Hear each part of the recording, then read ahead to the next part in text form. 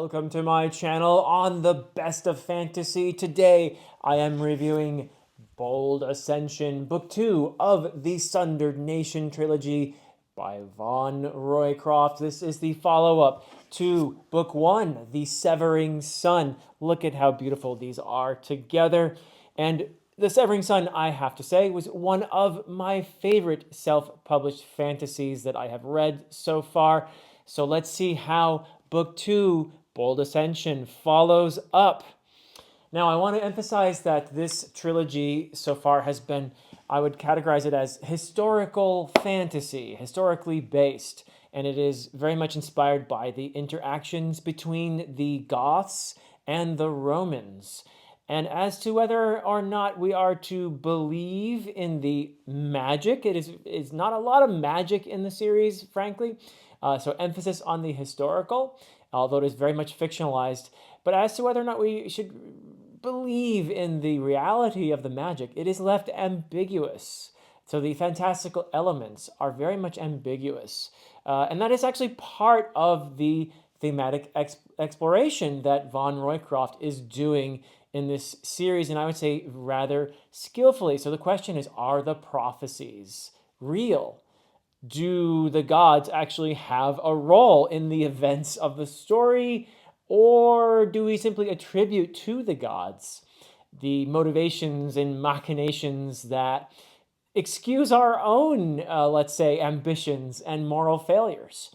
And this is, again, it's left ambiguous, not only for the characters in the story, but also for the reader. Roycroft skillfully refuses to commit to an answer to that question, allowing the reader to ponder the matter and to decide for themselves whether this is genuine magic and prophecy, or if this is simply something that the characters are using toward whatever ends they actually want for themselves.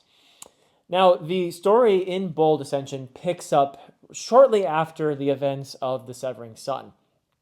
And as expected, the scope really widens. It gets much bigger in Book 2. In Book 1, we were basically looking at the culture that is based on the Goths and the split within that culture, which you sort of see reflected historically in the Ostrogoths versus Visigoths. So that's something that Roycroft does some interesting things with in terms of the dynamics there in The Severing Sun. And those dynamics do continue to play a role in Bold Ascension, but it gets much bigger as the characters travel from their homeland to a much bigger part of the world, a more civilized part of the world, the part of the world that is based on the Roman Empire and the Mediterranean in general. There are some kind of Greek influences in there, some areas that feel like they might be North African in inspiration, but also just fictionalized. I want to emphasize that it's not historical fiction. It is very much fantasy. Now, it is not just vaster in terms of the place, but it is vaster in terms of the time as well. The Severing Sun, in comparison, is a much more compact story, and in Bold Ascension, we have a lot of time jumps. And that, I think, is not the easiest thing for an author to pull off, time jumps, and to have a sense of continuity, a sense of character development is a very difficult thing to pull off, and I think that Roycroft does this skillfully, that we do get by the end of this, a great sense of character development.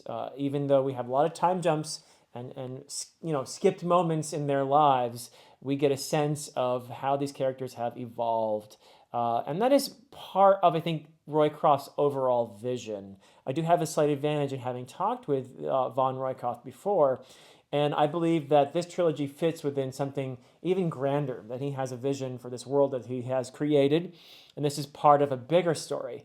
And he needs to get to that bigger story as well. So I think that is one reason for the time jumps, and they are there. And I know that for some people that can be difficult, but when you get to the end of Bold Ascension, I think you will get a satisfying sense of character development. So that is how I felt, certainly, at the end of it. But yeah, so bigger in terms of place and bigger in terms of time. That is Bold Ascension. Now, in terms of the characters and their development, I mentioned a moment ago that I felt like it was a satisfying sense of an arc to the major characters, the major players in here. And there are some newer characters as well that I absolutely loved. Shout out to Malvius. And I love the conflict inherent in him. He's a bit of a trickster character, and one of those from the more Mediterranean cultures. So it's nice to have a POV that is very different from, let's say, the characters who come from the Gothic-inspired cultures, the Valdans and the Elans and those characters. So yeah, I really enjoyed Malvius's perspective and the idea that these Goths who somehow have come along and you know they're barbaric, but in some ways, you know, are they completely inferior? Are there ways in which this culture is actually has some advantages? So it's a really fascinating perspective, and I enjoyed his character a lot. Also, a new character that kind of new character, kind of not in a way, is Brinn. Big, huge fan of Brinn from what I've seen so far. I have a feeling I'm going to be seeing a lot more of her. And that is based on, it's not a spoiler because Brinn is the author of the epigraphs that you have in The Severing Sun, and that tradition continues in Bold Ascension. So you have two Brinns. You have the Brinn who is introduced as a character in the story, but you also have the Brinn who is authoring the epigraphs. And it's fascinating to see the two interplay. It's really cool, actually, what Roycroft is doing there with these epigraphs, adding an interesting dimension to the storytelling, because we know that this character who is writing these epigraphs is looking back on the past, is writing from the perspective of an adult and reflecting and giving us insights into the events of the story, of which she is a part. So I really love that. And that, again, is something that I think takes considerable skill to pull off well, to give, in a sense, some spoilers in your epigraphs. You see that sort of thing in Dune and other older works. Perhaps it's not as common these days, but I love that. And I think that adds a really interesting dimension to the storytelling that I appreciate a lot. And in terms of the familiar characters, those that were younger in The Severing Sun, and obviously with the time jumps age a fair amount in Bold Ascension, it's one of these things where you see far off initially a real looming tragedy. Like I get the sense of kind of like Greek classical play kind of tragedy that is coming, and it is coming. It's like dark clouds over the landscape that are just swooping towards you. You get this sense of looming tragedy in Bold Ascension, and it feels like it's going to be epic.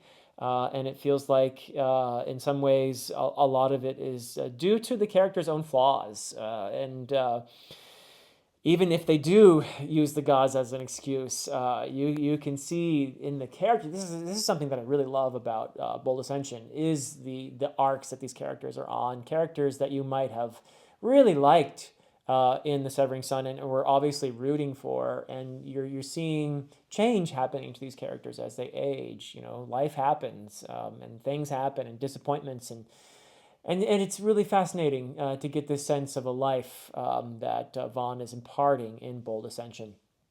So I'm a fan of the new and the old characters in Bold Ascension. And in terms of themes, I've been alluding to some of them already, but you also have ambition is probably at the heart of this whole thing. Ambition and its cost. What our ambitions cost us and those around us. You know, if you neglect the people in your life for the sake of some grand plan, some great scheme, some bold design, you know, what are the consequences for them and for you? So that's huge in here.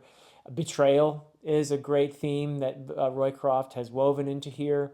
Love and sacrifice. Sacrifice is beautifully done in here, where characters who love each other make a decision, a very informed and deliberate decision that they know will cost them, but for the sake of the loved one, go through with it. And that's a beautiful aspect of that gets a bit emotional at times, frankly. So I thought that was really well handled as a theme. Family is big in here. and friendship and changing relationships over time in the context of family and friendship. So yeah, just lots of great things that Roycroft is handling really well. This writing feels very mature, very skillful. I enjoyed the storytelling a lot, and it's also very accessible, by the way. So just a lot of great things going on here in the Sundered Nation trilogy. And finally, I also want to emphasize that, like in The Severing Sun, there's some great action. Well, because the Bold Ascension is a bigger book than The Severing Sun, it feels like it's less oriented toward action, and but there is a great finale. There's lots going on in the finale. There are actually a couple different things going on, and it's fun. It's kind of cool how you go back and forth between them, and it really does add to the excitement of the ending. But I would say overall that Bold Ascension is perhaps more character focused than The Severing Sun. And it feels less like action. You know, like The Severing Sun was great for that kind of John Gwynne style action. And there's still that in Bold Ascension, but I think the emphasis has shifted slightly toward the character development in Bold Ascension, which I'm all for. I think it's great. So yeah, this was a huge win for me. I urge you, if you haven't yet started The Severing Sun, to go ahead and give this trilogy a try. And also, you know, Bold Ascension for me is even a step up overall from The Severing Sun. So love it. I can't wait for book 3. I'm confident that Vaughn Roycroft is going to produce a wonderful conclusion to this trilogy, but that is going to be something part of a bigger, vaster vision that he has, which I'm also looking forward to in the years to come. Well, that is it from me for now. Until next time.